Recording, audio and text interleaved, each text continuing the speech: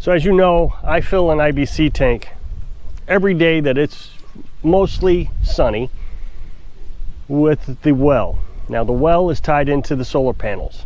So there's a 275 gallon IBC tank in here with an RV pump. And the RV pump takes the water from the IBC tank, pumps it into the house through an on-demand water heater that requires about 30 psi of pressure, which the RV pump supplies. The RV pump is powered by a 12 volt battery. It's actually a lawnmower battery. Long complicated story how that is tied up, but I have a little trickle charger on it. I plug it into the wall and the solar panels power the trickle charger. The RV pump is 6 amps. Now I come over here and I got my well, and I kind of going backwards. I run the water through 2 filters. The filters are just sediment filters and a charcoal filter, just in case anything happens, it doesn't contaminate the IBC tank.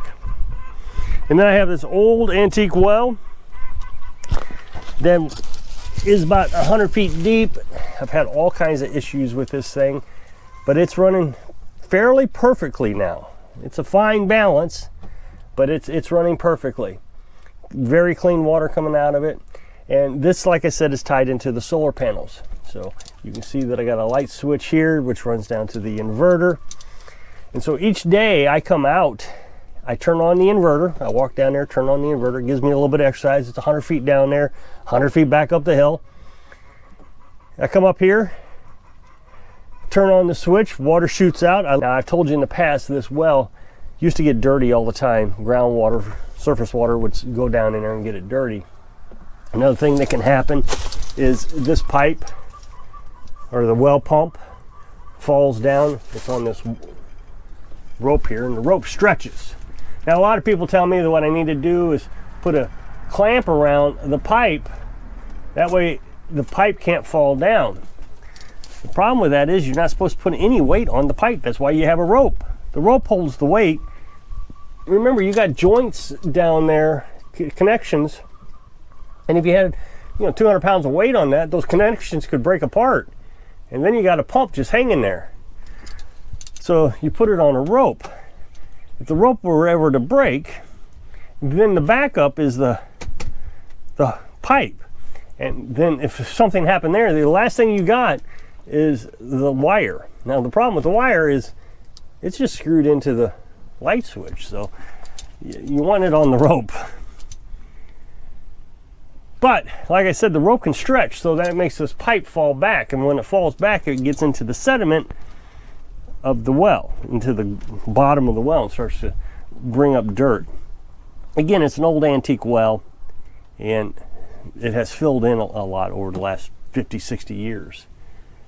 So I just try to maintain it the best I can and deal with it, work with it, and I've got it. So if I can just get this thing the last 20, 25 years until I die, I'll be happy. So I come out every day, turn on the inverter, like I said, turn on the switch, let the water run into this bucket, then I switch it over and I fill the IBC tank up with the hose. It really is not a complicated system. The other thing is when I go down there, after I shut it all down, I can go down to the solar panels and I can check to make sure that the solar panels are charging correctly. It's a lot better than it used to be.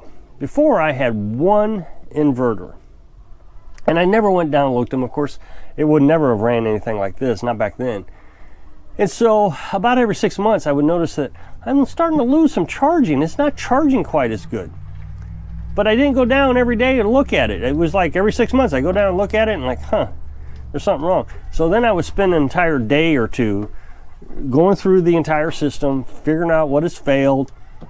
Maybe a raccoon walked through it, knocked a wire loose, or a wire's broke, or got corroded. Just all kinds of things would happen over those 6 months. Well, I go down every day and I shut off the well, and I can see between the two inverters, and I got two inverters, if I got a problem.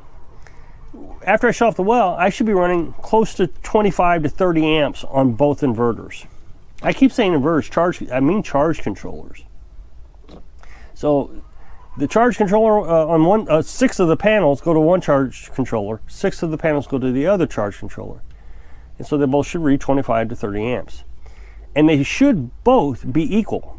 If they're one's 25, the other one should be 25. If one's 30, the other one should be 30. Well, the other day I noticed one was at 30 and the other was at 25. Now, that could have been nothing. Maybe the panel was shaded, or something happened, cloud was over. Could have been anything. But it did make me go out and look immediately.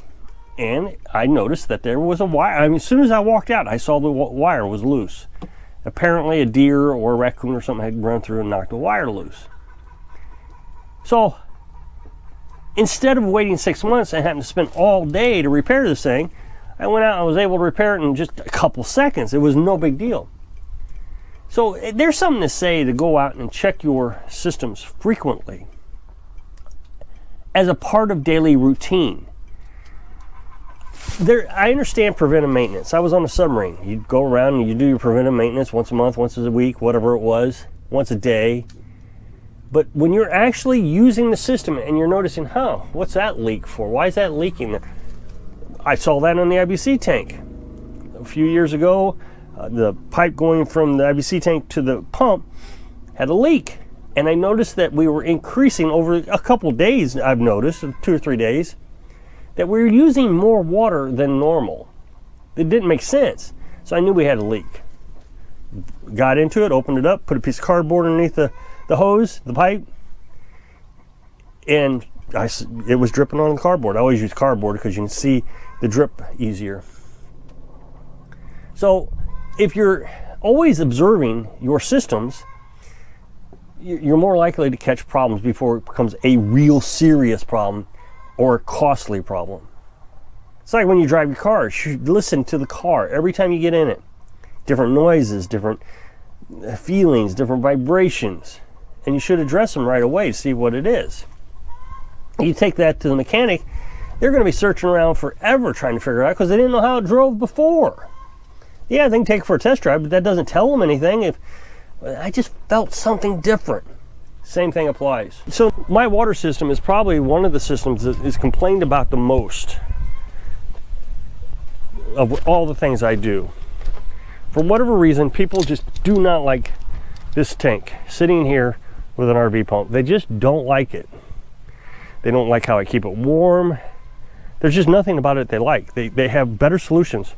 One of the solutions is put it up in the attic. Well, it's 2,000 pounds of water. Put it in the attic isn't going to hold. It's just not, you just can't do it. Put it up on the roof. Let it heat up with the sun. Just all kinds of things. And I have this philosophy, it's called KISS, keep it simple, silly. It's actually stupid, but I say silly. Just keep it simple. And this is a very simplistic system. There's just not a lot to it. The RV pump is the most complex thing in it, and is actually, since it's the most complex, is the thing that fails the most. About once a year I have a problem with that pump. So people always want to come up with a better solution that costs more money, but I'm not even talking about money today, but it always costs more money. Whatever their solution is, it costs lots of money. But one of the things they want me to do is get this thing up in the air so I can get rid of the RV pump and water will gravity feed. If you get on Google, you can find out how high water has to be to get the amount of pressure that you need. So I need 30 pounds of pressure to operate that water heater. It won't kick on unless it's 30 pounds. So I gotta have it 69 feet up in the air. I gotta have the water 69 feet up in the air. That means I gotta build a tower. So I would have to build it out of something like 6x6s. 69 feet in the air. Can you imagine that? Let's just round it up to 70 feet. That's 7-story building. This is beyond my capabilities. I'm not an engineer by any stretch of the imagination. Why would I want to take on a feat like that? I would have to cut footers, feet deep. I'd have to use 6x6s and bolt it all together and just cross my fingers that I've got it structurally sound enough that it will hold 2,000 pounds up in the air, 70 feet. It would be a guess.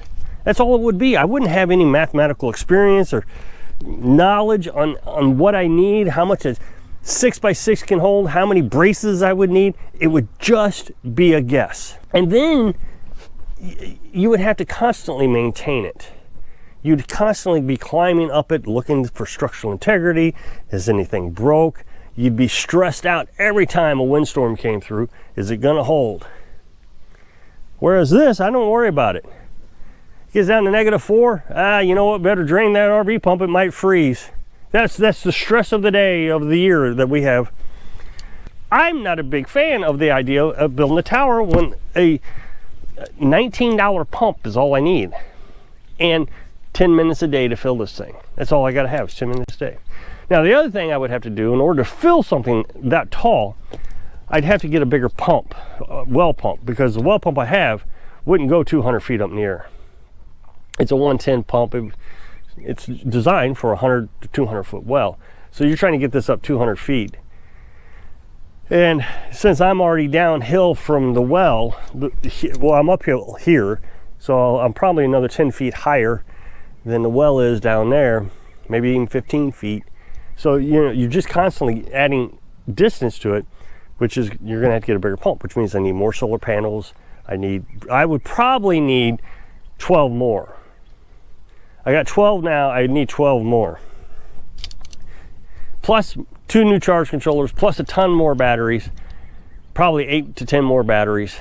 So, I mean, the cost is just astronomical now, all that 6x6s. And then they say that you need to put a float valve in it. Well, the reason I come out and manually fill the tank is because I can only do it on sunny days, or at least partly sunny days, mostly sunny days. If it's filling on a cloudy day, I'm going to get into my batteries and I'm going to run out of electricity, which now my meat's going to thaw out because I don't have any electricity. Of course, I can run it on a generator, but that's beside the point. So the idea is to automate everything. This is what people want me to do, is automate everything, so I don't have anything to do ever again. I can just sit around watching my fantastic engineering skills come together, and I just sit in my computer and do nothing all day. What a dream. Was it that much effort to come out here 10 minutes a day to stick a hose in the IBC tank to fill it up every day? So if you'll click this up next box, it will take you over to that other channel. Really appreciate it. Go check it out and subscribe. So I hope I can inspire you. Put your hands on everything every day so you can live your dreams. Thanks for watching.